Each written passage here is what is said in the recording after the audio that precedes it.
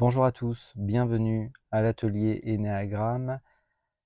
L'énéagramme me fait peur, j'ai peur de perdre ma vie avec l'énéagramme. Alors rassurez-vous, je pense que l'énéagramme n'a jamais enlevé la vie à personne. Par contre, l'énéagramme, effectivement, c'est une invitation à dépasser le connu souffrant.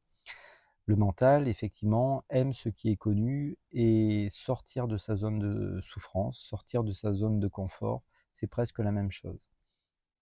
Nous sommes des êtres énergétiques, ce n'est pas la dernière trouvaille New Age.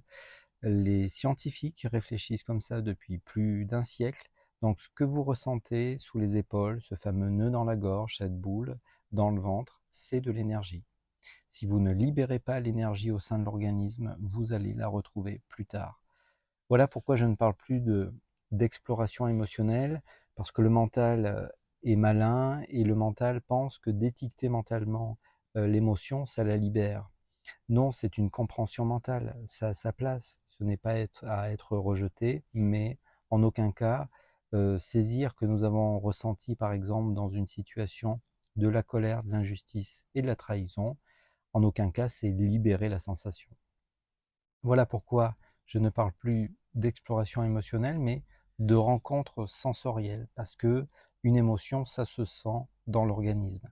Le mental n'est pas à rejeter, le mental a sa place, mais d'une certaine manière, le mental n'est pas en mesure de voir le réel. Et je ne refais pas de représentation de l'énéagramme dans cette vidéo, mais c'est un des aspects majeurs de l'énéagramme, c'est de se rendre compte, après, une fois qu'on a découvert notre profil énéagramme, se rendre compte que le mental n'est pas en mesure de voir le réel, ce n'est qu'une interprétation de faits, des faits, à travers de l'émotionnel. Ces émotions créent des croyances limitantes, subconscientes. Là où certains ont vu de la colère, d'autres ont vu de la tristesse, là où d'autres ont vu de la peur. Je ne représente pas l'énéagramme, mais c'est un point de départ, l'énéagramme. Donc oui, effectivement, d'une certaine manière, une fois que vous êtes laissé traverser par une émotion, une fois qu'elle se libère, et la rencontre sensorielle permet, lorsqu'elle est faite vraiment entièrement, globalement, dans l'ouverture, eh bien, de faire tomber des paquets d'émotions, des sensations négatives. Au bout d'un moment, quand il n'y a plus de résistance mentale, égotique, eh bien, les choses changent, évoluent. Et des compréhensions profondes émergent. Aujourd'hui, on parle d'intelligence émotionnelle. Donc, plus vous allez vous observer, plus par exemple votre vasana, votre tendance passionnelle, nous allons parler de ça aujourd'hui. Notre vasana va sauter. Donc, ça demande du temps, de l'observation, mais plus elle va sauter et plus vous allez évoluer parce que l'attitude psychologique, passionnelle, sera mise à mal, sera vue, sera perçue. Hein. Quand je dis vue, c'est pas vue avec les yeux physiques.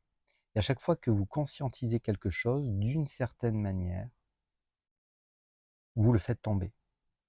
Donc par exemple, la Vasana 4, c'est l'envie. Derrière cette envie, eh bien, il y a une tendance à ressentir du manque.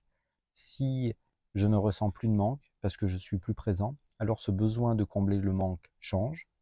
Donc effectivement, je vais par exemple changer de comportement. Je ne vais plus aller vers peut-être des gâteaux, de l'alcool, de la course à pied intensive, des relations humaines.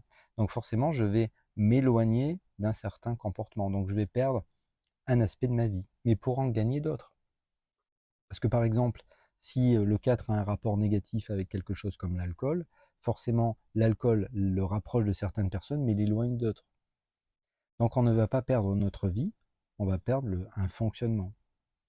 Le 7, pareil, c'est l'intempérance. Voilà, ce besoin de cette gloutonnerie systématique, c'est toujours aller vers plus de plaisir et garder tout ouvert. Et à partir du moment où on va commencer à observer ce fonctionnement, à partir du moment où on va réussir à l'enrayer, alors ça va lui faire perdre un aspect négatif de sa vie. Et le changement n'est pas agréable. Le changement demande un effort. Mais d'une certaine manière, cette vasana nous fait justement ressentir une grande incomplétude parce qu'elle nous amène à une attitude psychologique. Et en plus, elle est inconsciente. Donc je le dis souvent, c'est en étant plus présent à ce qui est, que souvent la vasana va être mise à mal, la tendance passionnelle si vous préférez. On peut continuer. Le 2 par exemple, eh bien c'est C'est un orgueil qu'il ressent dans cette aide. Il se dit: «Mais l'autre ne pourrait pas s'en sortir si j'étais pas là». Et donc forcément, ce moment où il va commencer à devenir plus authentique, à être dans une aide plus désintéressée. À ce moment-là, il y aura moins d'incomplétude là aussi. Donc, d'une certaine manière, j'aiderai moins de gens. Ça ne sera pas égoïste. C'est juste que je perdrai cette aide systématique parce que je ne demanderai plus à l'autre de m'aimer. Le 3, on dit parfois que la tendance passionnelle du 3, c'est la tromperie. C'est-à-dire derrière ce besoin de réussir, d'être vu dans la réussite et de maquiller les choses pour donner une bonne image de moi. Peut-être que ça aussi, à un moment donné, ça peut sauter. On peut prendre l'exemple du 5. Le 5 qui est dans l'avarice, il a du mal à partager ses informations. Donc, il a souvent une position de retrait. Et c'est vrai que s'il dépasse cette avarice, cette peur, peur de perdre sa connaissance, alors forcément, ça va lui faire changer des aspects de sa vie. Donc, il va perdre sa vie. Il va perdre sa vie ancienne, mais dans l'univers, rien ne se perd, tout se transforme. Voilà.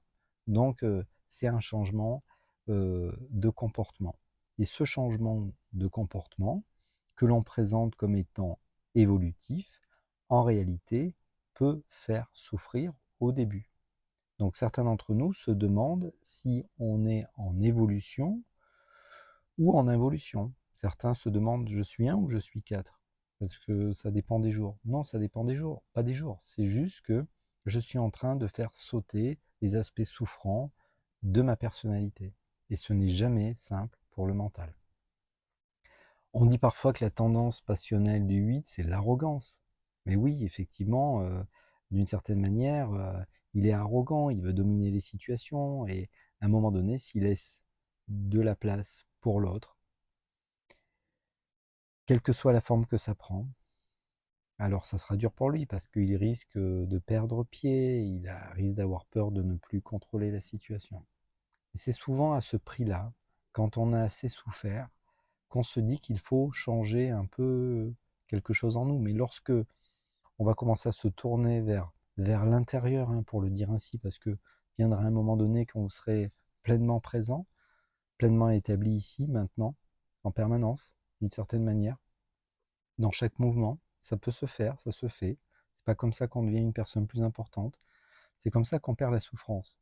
Mais plus vous allez perdre votre souffrance, plus vous perdez la personne souffrante que vous étiez autrefois. Et contrairement à ce que l'on pourrait penser, c'est beaucoup moins évident pour le mental que ce qu'on pense, parce qu'encore une fois, il préfère le connu. Le 1 se met la pression, il va vers des situations qui le remplissent de colère. Ce moment où il va à un moment donné remettre en cause ce fonctionnement.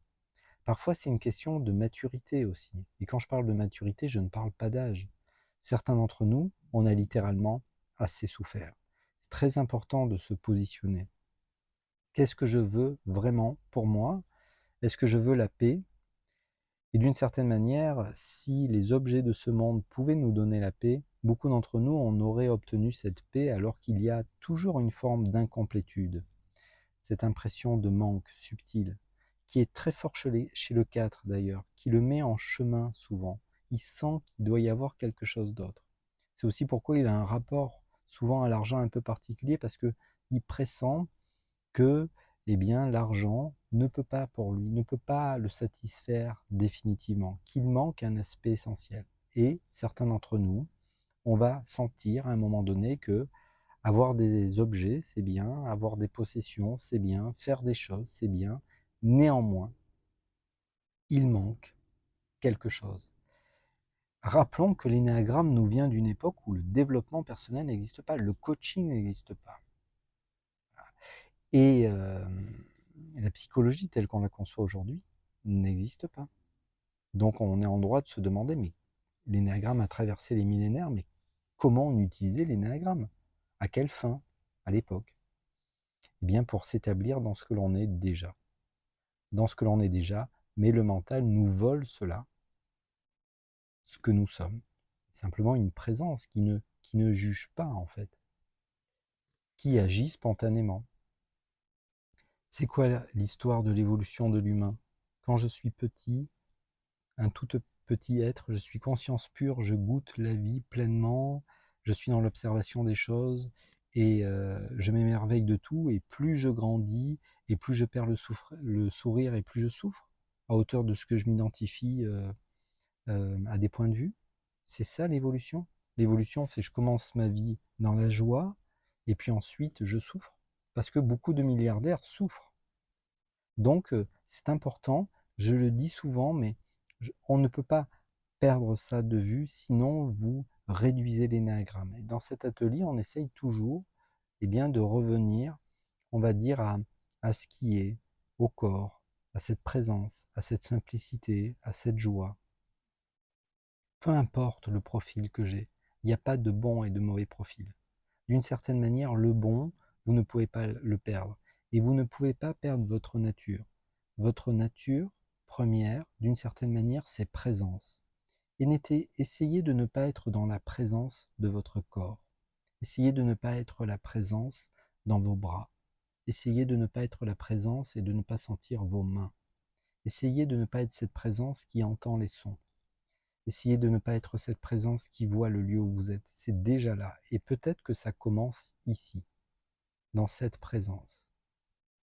C'est peut-être ça qu'on a perdu, c'est peut-être ça, ce message. Et bien sûr, comme c'est cela qu'on a perdu et que l'on le sait aux quatre coins de la planète depuis des millénaires, forcément l'homme y a posé des mots. Et d'une certaine manière, les religions en parlent, et les courants spirituels en parlent. Mais d'une certaine manière, nous n'avons pas besoin de ça non plus. Même si rien n'est à rejeter. Mais d'une certaine manière, toutes les cultures parlent du frein, à la fois de la magie exceptionnelle que c'est que de posséder un mental, parce que sans mental, vous ne pouvez pas expérimenter le vivant, en tout cas sur Terre. Sans rejeter le mental, toutes les cultures mettent en avant à quel point le mental nous freine, nous bloque dans des points de vue. Et l'énéagramme présente 9 points de vue. Donc si vous faites sauter ce point de vue, bien évidemment, le connu va sauter. Bien sûr, vous allez, pour le dire ainsi, entre guillemets, perdre votre vie, mais pour trouver quoi derrière? La joie, la paix. C'est pour ça que c'est important de se positionner. Si je veux juste voir l'énéagramme comme une petite, un petit système en plus, hein, quelque chose de sympa que je découvre, bon, mais c'est très bien, c'est votre droit le plus complet. Mais ça présente du coup un intérêt très limité. Ou alors,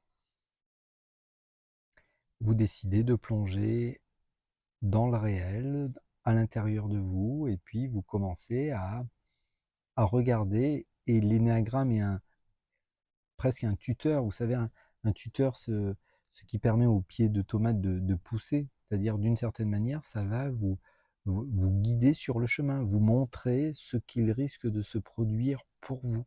Voilà. Mais il n'y a aucune obligation, et c'est important de le rappeler. D'une certaine manière, tout est parfait. Voilà. Ici s'arrête cette petite causerie énéagramme. Peut-être à bientôt. Voilà. Un petit pouce, vous abonner si vous le souhaitez. Voilà. Au revoir.